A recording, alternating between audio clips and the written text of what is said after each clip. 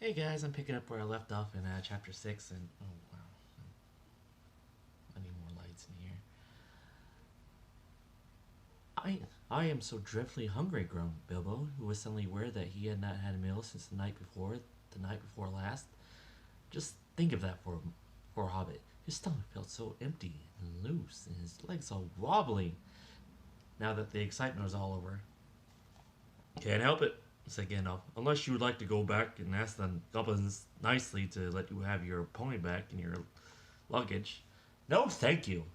Very well, then we must tighten our belts and trudge on, or we shall be made supper, and now we must work much worse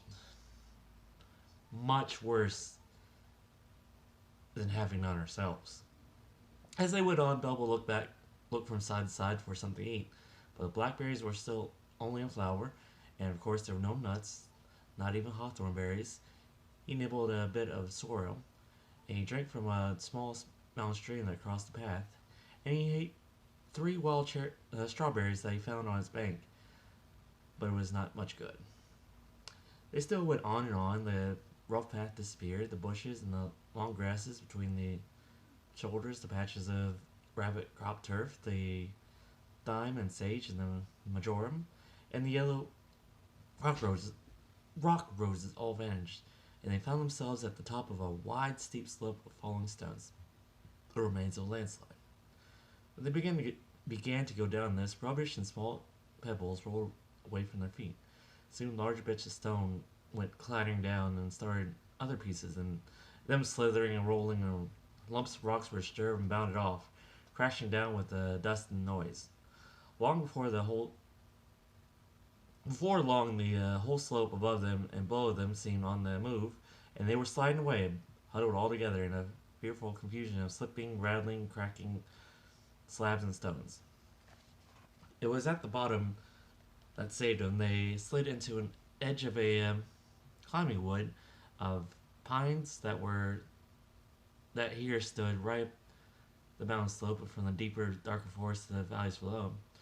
Some caught hold of the trunks and swung themselves into lower branches. Some, like the Hobbit, got behind a tree to shelter from the onslaught of rocks. Soon the danger was over. The slide had stopped, and the last faint crashes could be heard as the largest of the disturbed stones went bounding and spinning along the bracken in the pine roots below. Well, that has got us on a bit, said Gandalf. And even the goblins tracking us will have a job to come down here quietly. I dare say, grumbled Bumper. But they won't find it difficult to send stones bouncing down on our heads. The dwarves, and Bilbo, were feeling far from happy, and they were rubbing their bruised and damaged legs and feet. Nonsense! We are all going to turn aside here. We are going to turn aside here out of the path of the slide. We must be quick. Look at the light. The sun had gone behind the mountains. Already the shadows were deepening around them, though far away the trees and over the black tops of those growing lower.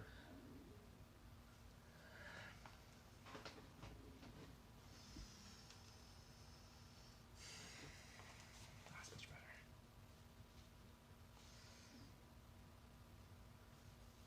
The sun had long gone down behind the mountains. Already the shadows were deepening around them, though far away from the trees and over the black tops of those growing lower down, they could see the evening lights on the plains beyond. They looked along now as fast as they were able down the gentle slopes of a pine forest in a slanting path, leading steadily southwards. At times they were pushing toward a sea of bracken with tall fronds rising right above the hobbit's head. At times they were marching along as quiet over a floor of pine needles, and all the while the forest gloomed, heavier than the forest silence deeper. There was no wind that evening to bring even a sea sighting into the branches of the trees. Must we go any further? Said Bilbo when it was so dark that he could only just see Thorin's beard wagging beside him, and so quiet that he could hear the dwarves breathing like a loud noise. My toes are bruised and bent, my legs ache, and my stomach is wagging like an empty sack. A bit realized that it was so far off screen. A bit further, said Gandalf. After what seemed ages further they came. And suddenly, as an opening, there were no trees. You know what? Let me try this. I never get these wireless batteries. They. That's a cool effect, though. But they eat.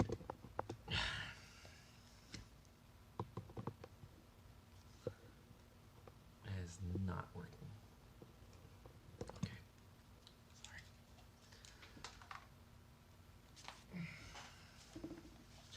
Also, don't trust your freaking. Don't trust this house. That light's been out for about a week. Anywho, ran over. After what seemed ages, they suddenly came into an opening where no trees grew. The moon was up and was shining into the clearing. Somehow it struck all of them as not at all a safe place. Nice place. Although there was nothing wrong with seeing. All of a sudden they heard a growl, a howl way down the hill, a long shuddering howl. It answered by another away to the right and a good deal nearer to them. Then by another not far away to the left. It was wolves howling at the moon, wolves gathering together. There were no wolves living near Mr. Baggin's home. At home, but he knew that noise. He knew it was. He had had it described to him often enough in these tales. One of his elder cousins on Took's side, who had been a great traveler, used to imitate it to frighten him. To hear it out in the forest under the moon was too much for Bilbo. Even magic rings are not much use against wolves, especially against the evil packs that lived under the shadow of the goblin-infested mountains.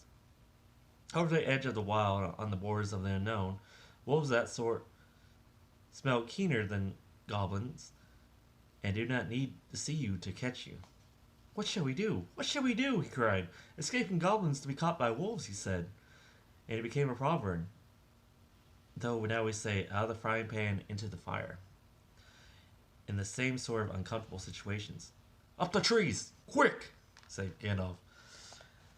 They ran to the trees at the edge of the glade, hunting those that had branches fairly low, or that were slender enough to swarm up. They found them as quick as ever they could, you can guess, and they went as high as ever they could trust the branches. You would have laughed from a safe distance if you had seen the dwarves sitting up. Sorry. Okay, that's fine.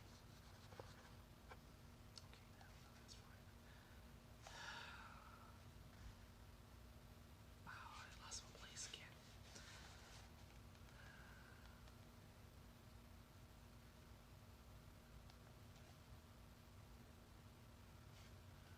Here we go. If you had seen the dwarves sitting up in the trees with their beards dangling down, like old gentlemen gone cracked and playing at being boys. Feely and Keely were up top of a large larch, like an enormous Christmas tree. Dory, Nori, Ori, Oin, and Gloin were more comfortable on a huge pine with regular branches sticking out at regular intervals, like the spokes of a wheel. Beaver, Bofur, and Bumper, and Thorn were in another. Dwalin and Balin had swarmed up a tall, slender fir with few branches and were trying to find a space to sit in the greenery of the topmost boughs.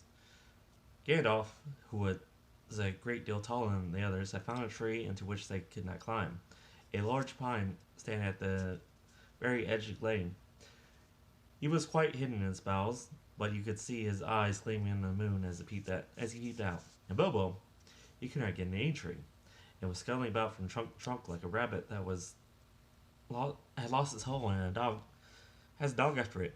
You left the burger behind, said Nori to Dory, looking down. I can't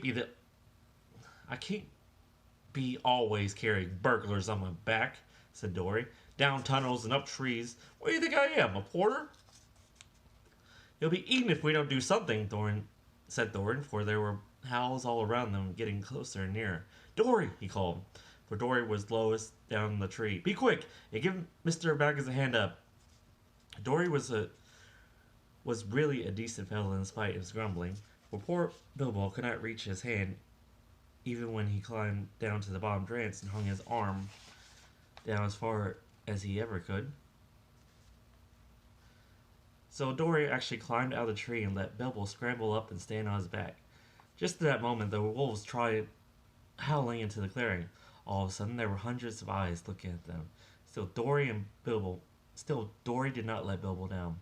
He climbed till he clambered off his shoulders into the branches, and then he jumped for the branches themselves, only just in time. A wolf snapped at his cloak as he swung up and nearly got him. In a minute, there were a whole pack of them yelping around the tree and leaping up at the trunk, with eyes blazing and tongues hanging out. But even the wargs, for the evil wargs over the edge of the wall were named, cannot climb trees. And for a time, they were safe. Luckily, it was warm and not windy. A tree's not very comfortable to sit in for a long at any time, but in cold and the wind with the wolves all around waiting for you, it can be perfectly miserable places. This glade in the ring of trees was evidently a mean place for wolves. More and more kept coming. They left guards at the foot of the tree in which Dory and Bilbo were, and they were sniffing about, and they had smelled out every tree that had anyone in it. These they guarded too, while all the rest, hundreds and hundreds seemed, went and sat in a great circle in the glade.